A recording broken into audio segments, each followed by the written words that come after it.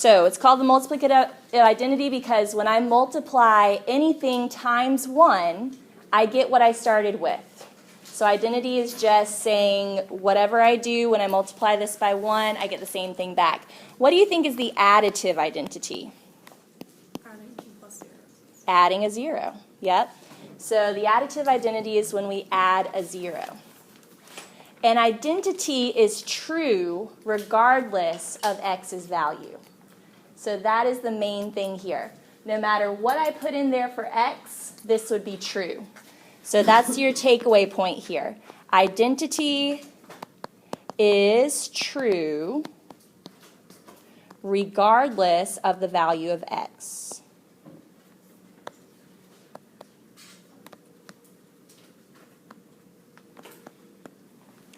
Identity is true regardless of the value of x.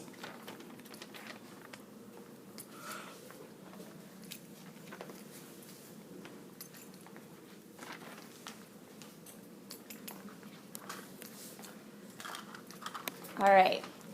So, would you guys call this an identity? 2 times x plus 1 equals 2x plus 2. Is that an identity or not? Is that true regardless of the value of x?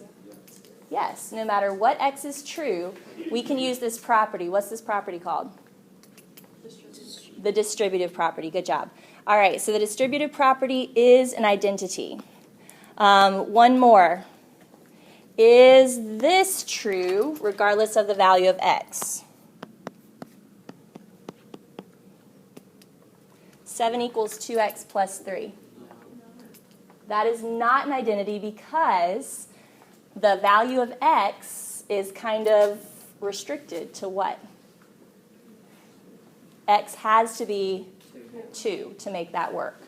So this is an identity, but this is not an identity. All right? So we're going to be using trig identities that are true regardless of the value of x today. And these are the first 6. All things that we've seen before and wrote down before. These are called reciprocal identities. And some of you may have used these on your test yesterday.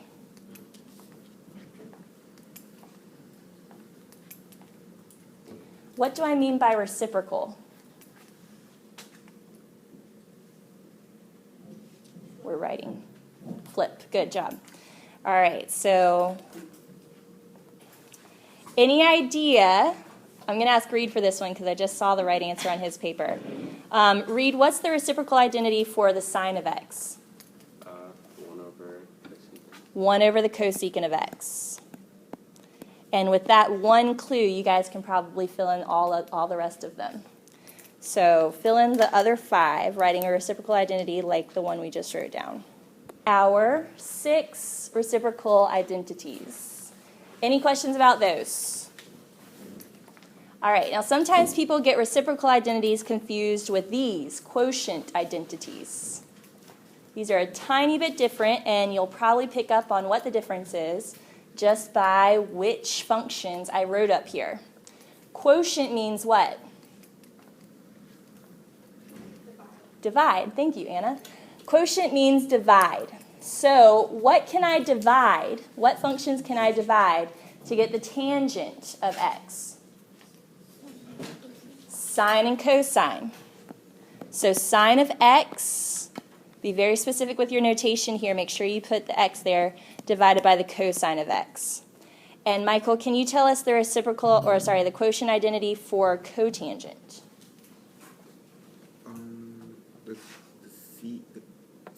cosecant of x over secant of x? Cosecant over secant. That might work, but there's another one that I'm thinking of. Remember, cotangent is the reciprocal of tangent. So what could I do to the tangent one that we just wrote down? Cosine of x over sine of x. There we go. That's what I was thinking of too. All right, cosine of x over sine of x. So we can always trade out cosine of x over sine of x for cotangent of x, regardless of what the value of x is. That's an identity. All right, then we have the Pythagorean identities. And we threw this in a lesson a couple weeks ago. Does anybody remember what the Pythagorean identity is? Chris? Sine squared plus cosine squared. Sine squared of x plus cosine squared of x equals 1. Good. Thanks for checking your notation there. The sine squared of x plus the cosine squared of x equals 1. All right? So this is called a Pythagorean identity. Why do we call it a Pythagorean identity? What the heck does it have to do with Pythagoras?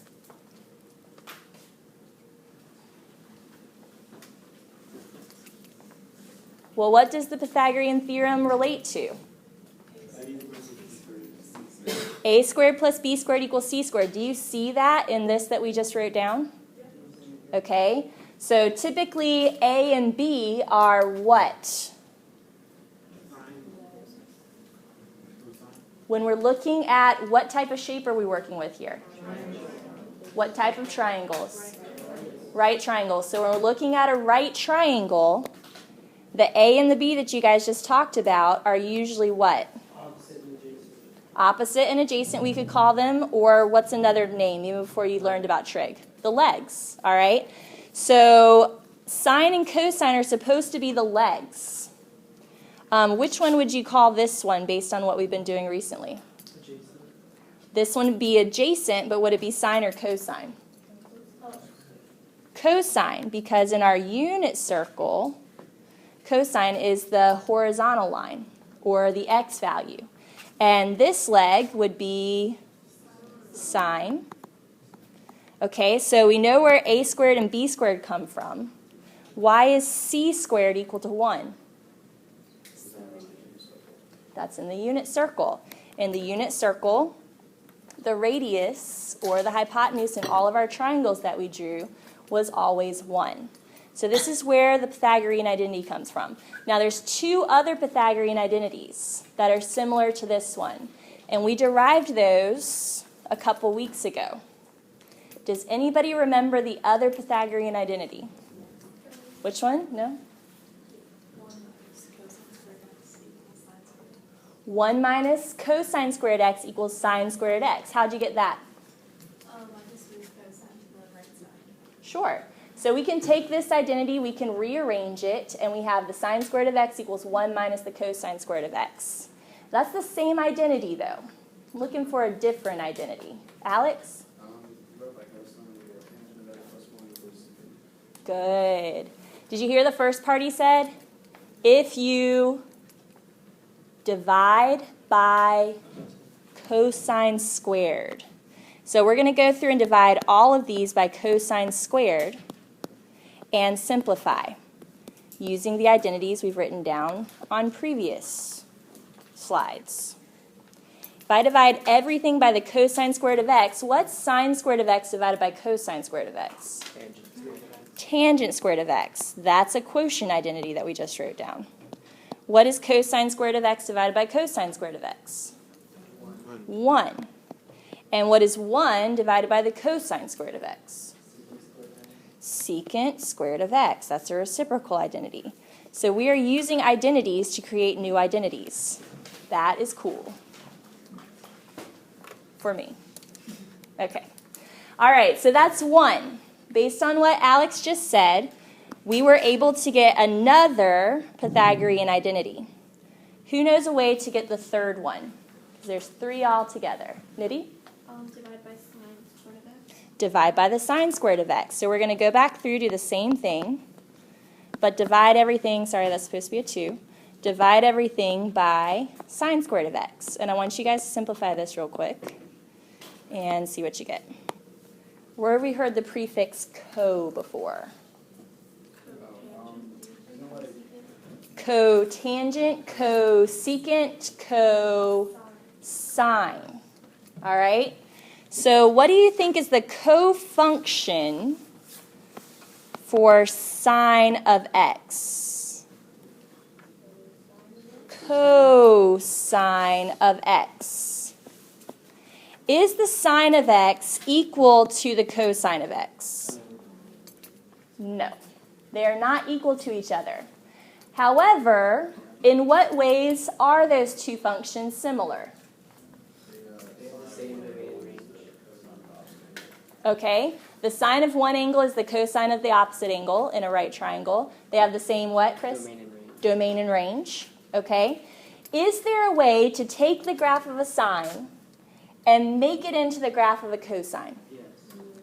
Yes. All right, so my question to you is, how do I take the graph of a sine and make it into the graph of a cosine? How do I take the graph of a secant and make it into the graph of a cosecant? How do I take the graph of a tangent and make it into the graph of a cotangent? The answer to those three questions is the same. I want you to see if you can figure out how I can take each of these functions and make its graph into the one of its cofunction using transformations. Down. The sine of x equals, we said, not just an x, but a negative x plus pi over 2. Have y'all already written all these down? Or are you writing them as we speak? The secant of x equals the cosecant of negative x plus pi over 2. And the cotangent of x equals, or the tangent of x equals the cotangent of x, negative x, plus pi over 2.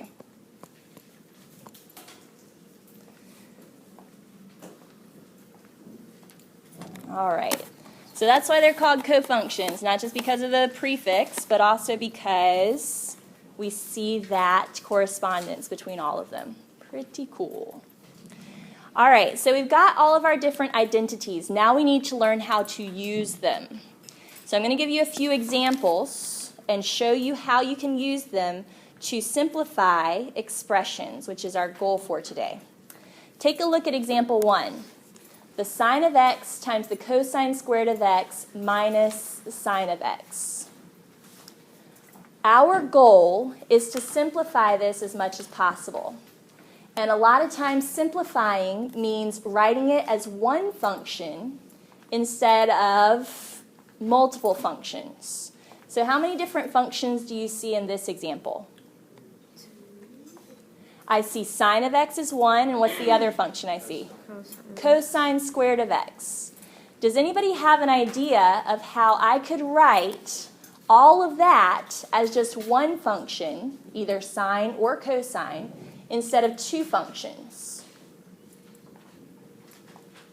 Any identities you could use to switch something out? You could take out sine squared x. Take out the sine squared x? Yeah, so it would be like parentheses, cosine squared x. Okay, so we're using some of those skills we used to solve equations. And Anna's suggesting that we factor out this sine of x, which you see in both of the terms, and we're left with cosine squared of x minus 1 in parentheses. Does everybody agree that that's a legal move? We've just used an identity. We use that distributive property backwards. All right, so this is still true for all values of x. Now, what else could I do? Looking back at our identities, does this remind you of any of the identities we've seen so far? I'm not seeing any quotients or reciprocals. The Pythagorean one? All right, so in this Pythagorean one, all the things in the Pythagorean ones are squared. Do we have something squared in this example? Yeah, cosine. All right, so what could I replace cosine squared minus 1 with? Negative what? Negative sine squared x. Why do you say negative sine squared of x? Because you have to move the 1 to the left side, and then you have to move sine to the right side, and then make it negative. Okay, so we're saying sine squared of x plus cosine squared of x equals 1. We're using that one. And we need to move the 1 to this side, so Anna's suggesting we subtract that, and also move the sine squared of x to the other side. And what that's going to leave us with is a cosine squared of x minus 1 equals the negative sine squared of x. So we've got all of this stuff right here. also right here, and we know that that's equal to the negative sine squared of x. Please put the food away, Serena. Not in class, do we eat? Are we allowed to just assume it's equal to 0? Well, it's an equation.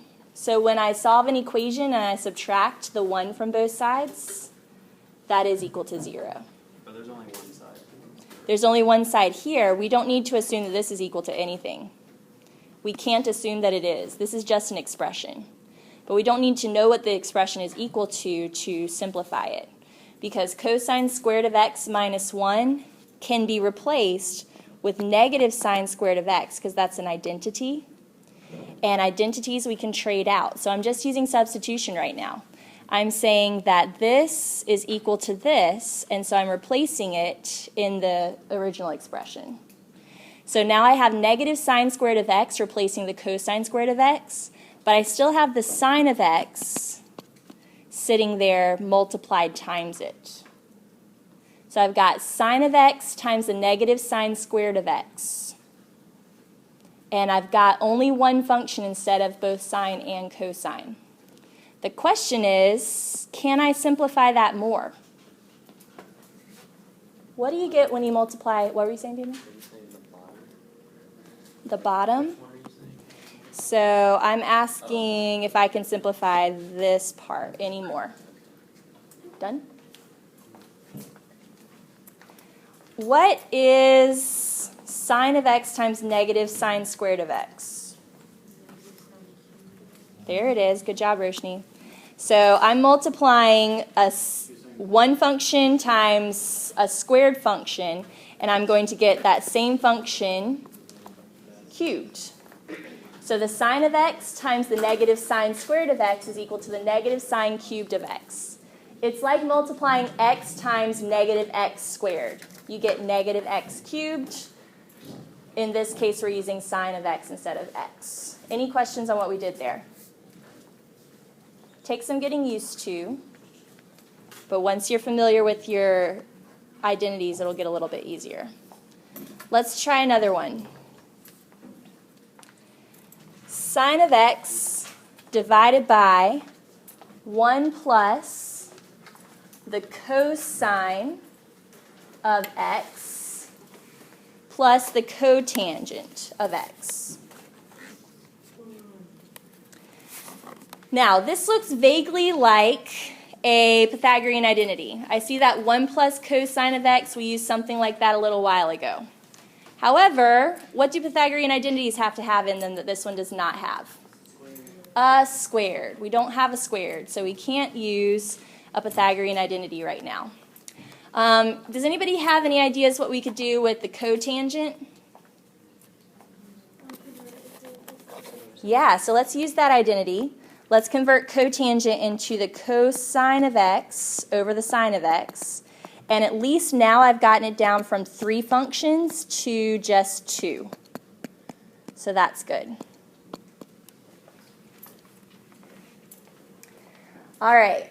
So the next step on this problem may not be very intuitive to you, but it's our best bet here.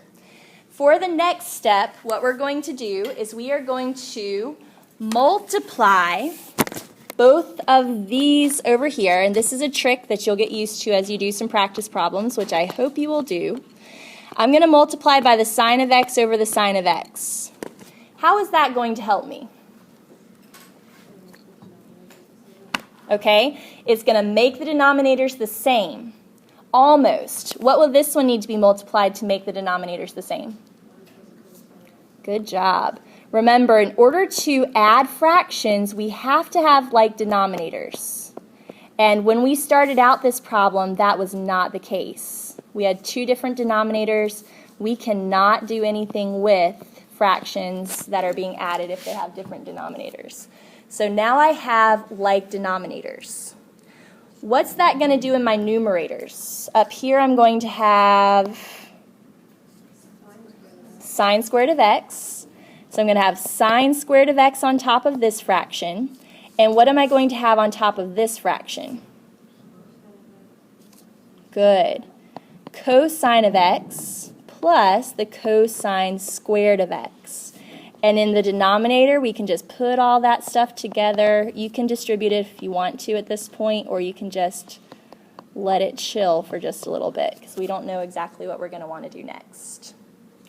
Now, this is not arranged in a very obvious way to lead us to the next step.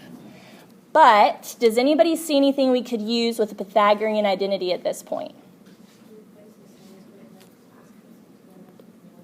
Okay, so we can replace this right here with 1 minus the cosine squared of x. We can replace this right here with 1 minus the sine squared of x. Or, according to my trig identity, what is the sine squared of x plus the cosine squared of x? 1. So I can rearrange this using the commutative property of addition and just say that sine squared of x plus cosine squared of x is equal to 1. So all that green stuff is just 1.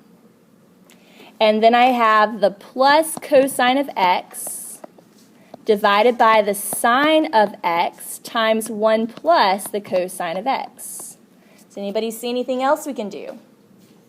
Starting to get pretty nice. Yeah, so we have this factor on top and we have the same factor on the bottom. And since we have matching factors on top and bottom, we can simplify this fraction and get what? 1 over the sine of x, which is one little function instead of the 3 that we started with. Now, what's another way to write sine of x? If I wanted to go one step further, 1 over the sine of x is equal to cosecant of x. So we took a big old nasty looking expression and we simplified it to that. It's pretty satisfying once you get used to it. It takes a while and you have to be persistent and keep up with it, but once you get the hang of it, it's pretty awesome. Let's try another one. The sine of x plus the cotangent of x times the cosine of x. See if you can use some of our identities to figure out at least one thing you could do to make this simpler. We get sine of x in the denominator if we multiply by 1 creatively. This is another identity. Sine of x divided by sine of x is always equal to 1 no matter what x is. So now when I multiply the sine of x times the sine of x, I get sine squared of x divided by sine of x plus the cosine squared of x divided by the sine of x. We're getting close. What's after that? Oh, we're coming from all directions. Roshni, what were you saying? You're closest. I just put them all in the same fraction. Put them all in the same fraction. So sine squared of x plus cosine squared of x divided by the sine of x. And now that it's all in one fraction, what's a little more apparent here?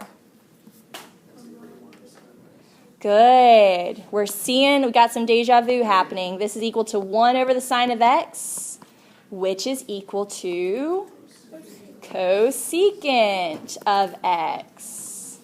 Raise your hand if you got there before we did. Good. So at least one person in each group, it looks like. Awesome. Take a look at that one. All right, so those symbols in the top are supposed to be what? Those are thetas. Does anybody recognize the symbol in the bottom? Alpha. Good job with your Greek alphabet. All right, look for some identities. This looks really complicated, but if you look back at your notes, you should see some things pretty quickly. 1, because what do you get when you do cosine squared of alpha plus? Remember, Pythagorean identities only work if you have squared functions. We do not have squared functions here, so be on guard for that one.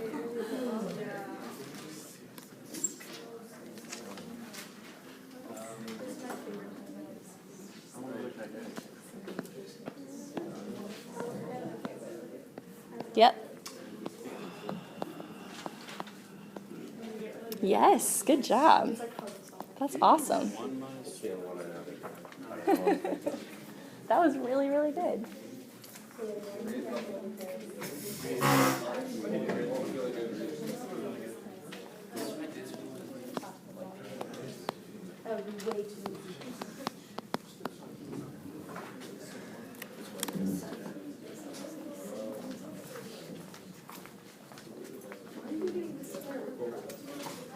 This be right?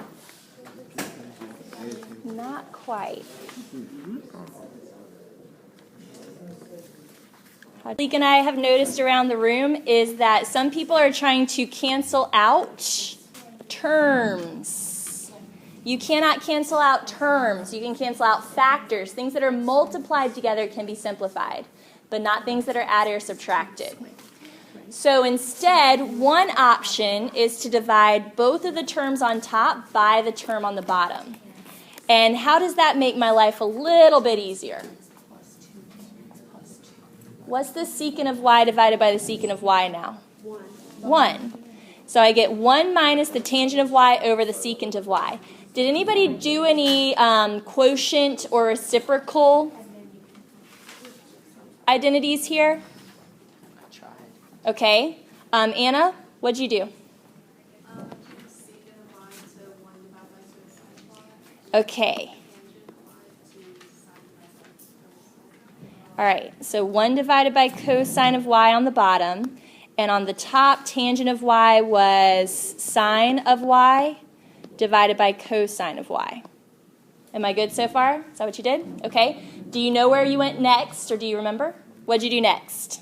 I just multiplied that fraction by cosine. Ooh, interesting. Okay. So you multiplied the top and the bottom of the fraction by the cosine of y?